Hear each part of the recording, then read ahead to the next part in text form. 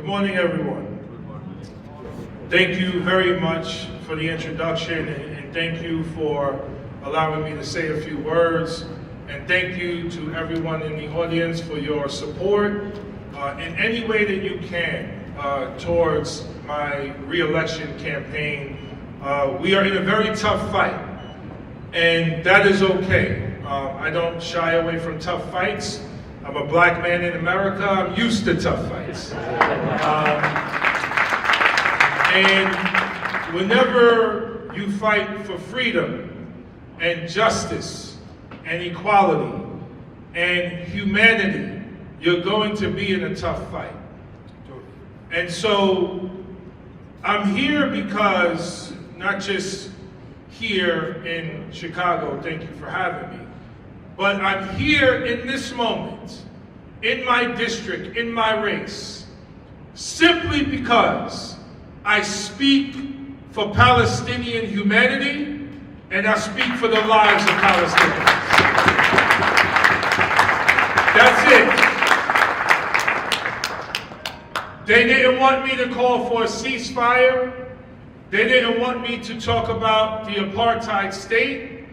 They didn't want me to talk about the military occupation or the blockade or the open-air prison or the concentration camp or to offer any criticism of the state of Israel while I'm in Congress. But my criticism of the state of Israel is not anti-Semitic. Any criticism of the state of Israel is not anti-Semitic. It's about human rights. Yes, sir. Under no circumstances should we support policies that allow children to starve to death. Under no circumstances should we be sending bombs and missiles to a country so they could bomb and kill civilians and women and children. Under no circumstances. I am against the death of children everywhere. Everywhere around the world. And we all should be. Because if we allow this to happen, that tells us that we are not governing from the perspective of human rights. That some lives are more important than other lives. And that is not acceptable in a democracy. It should never be acceptable. Now, some of you may not know, but my background is education. I worked in education for 20 years. I was an elementary school teacher, a high school guidance counselor and dean of students, and a middle school principal for 10.5 years. For 17 of those 20 years, I worked in the Bronx. I worked with black and brown kids from New York City, but also from all over the world. And these are the kids who have been most marginalized, most neglected, most ignored, and most disenfranchised. And these are the same kids, even though we have neglected them as a country, these are the same kids who are also the most criminalized. So we see an over-policing in their communities, in the same way we see an over-policing in the West Bank and Gaza before October 7th. We see an over-incarceration in these communities in the same way we see it in the West Bank and Gaza before October 7th. And it's the same mindset, it's the same ideology that supports the mass deportation of brown immigrants, mostly Latino, trying to come to this country to seek asylum. This is Western hegemony. This is Western imperialism. This is white supremacy. And this is what we have to push back against. A caste system is being maintained. At the top of that caste system, there are some groups, and everybody else is beneath them. And that is the system that is being challenged at this moment. And we're not challenging it because we want to reverse the oppression. I am not here to condone the oppression of any group of people. We must come together to uplift our collective humanity. Because over the course of human history, human beings continue to be engaged in war and oppression and destruction of each other. When we talk about progressive politics in America, I want a vision of America that is anti-war, that ends the militarism of other countries. Yes. Because what America does, other countries tend to do. And that's why we see a rise in dictatorship and fascism in other countries. Even though we have a democracy on paper, because we let big money in politics, our democracy has been bought by special interests. So if you are a billionaire, you could buy elections. You could buy seats in the House of Representatives. You could buy seats in the U.S. Senate. You could buy the presidency. That's not democracy. And because our media and social media is built on the same Western settler colonial imperial mindset, the media and social media exacerbates the continuation of the same oppression. And so that's why certain things travel so fast on social media over others. Supporting the genocide in places like Myanmar and other places. This is not just a local problem. This is a national and international challenge. And so my role in Congress is to speak truth to power. And my role in Congress is to cause good trouble, to disrupt the status quo. Because if we do that, we will make America better than it's ever been. Yes. But our voices have to be at the table. If we do that, we can also take humanity to the next level. Right now we have a world where 9 million kids die every year from curable diseases and lack of access to food and clean water. 9 million a year. We have a wealthy nation, as it was said before. Very wealthy nation, wealthiest in human history. We also have the largest level of wealth inequality. And we have a nation where 1 in 4 children go to bed hungry every night. That is not democracy. That is not humanity. That is suffering. And so my dream, my vision, is for us to not only live in a world without war, is to live in a world where everyone has access to clean water. Yes. Is that too much to ask? Where everyone has access to clean water. I want us to live in a world where everyone has access to health care. I want us to live in a world where everyone has access to education, safety, security, education, and where we are solving the world's biggest problems like climate change and cancer together.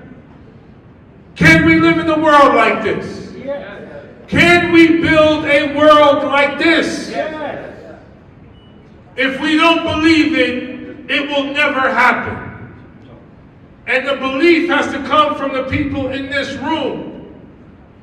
This whole conference, it's a conference of doctors and people of a high class.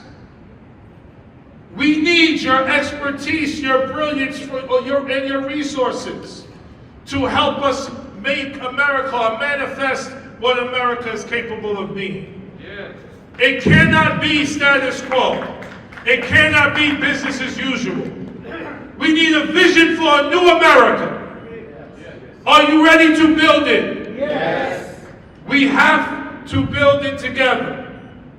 And I'll close with this. Because of my ideas, because of my thoughts, I am being attacked aggressively by a group called AIPAC. AIPAC cares about one thing: the state of Israel, without consequence, without accountability. Yes. That is what AIPAC cares about. They have recruited an opponent who is well-known, well-liked, and viable. They are giving him millions of dollars to defeat me, the first black man in U.S. history to hold this congressional seat. They are partnering with racist Republicans to turn Republicans to Democrat and to give millions of dollars from Republicans as well. Why? Because when we know American history, what happens to people who speak out for justice, especially black men? What happens? They take us out, right? Yeah.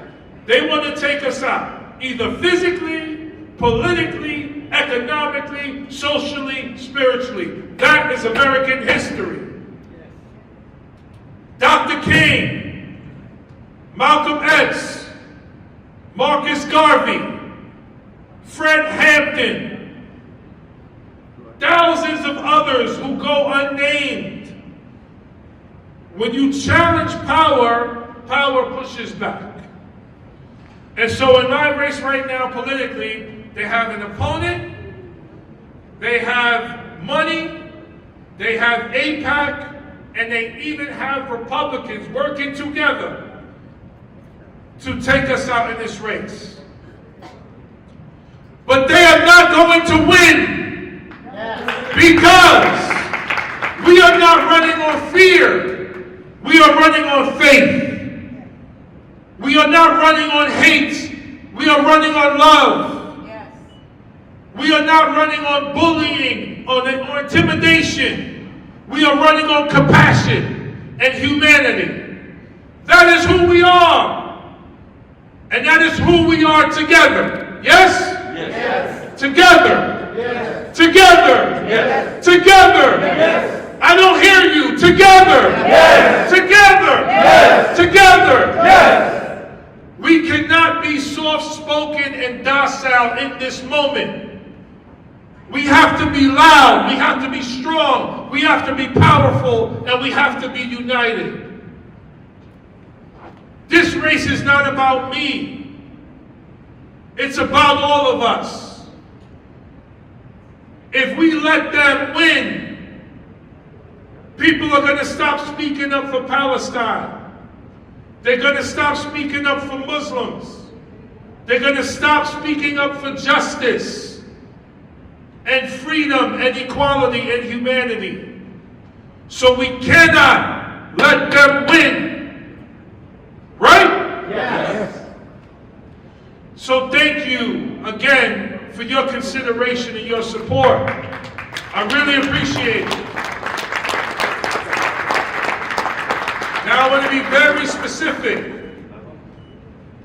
We need your help. We need your help for our campaign. The website, bowmanforcongress.com. Do we have someone that can share that with everyone? bowmanforcongress.com. You can make a contribution on that website. You can also volunteer. We need both. Whether it's phone banking, you're in Chicago, so it's hard to come knock doors. Phone banking, text banking, postcard writing. If you have friends or family in New York, get them involved. We need everybody. Because we shouldn't just, our goal can't be to just win by a little bit. We have to win by a lot. Yes. To send a message. So bowmanforcongress.com, If you want to make a contribution, click the donate button. The most you can give is $6,600, and anything in between 0 and that is a big help. We need your help. We cannot win without you. You can write checks too, to Bowman for Congress. How about the credit card thing? You have a machine there? Huh? Credit card machine. Online. Online. BowmanForCongress.com is online. Or you can write a check to Bowman for Congress. And you can also volunteer. We need your help volunteering as well. Are we going to win? Yes. Are we going to win? Yes. Inshallah. Inshallah. And the last thing I'll say is this. June 25th is the election day. Early voting is June 15th. How are we going to feel election day? At the end, when they say, I have seen enough, Jamal Bowman has won re-election.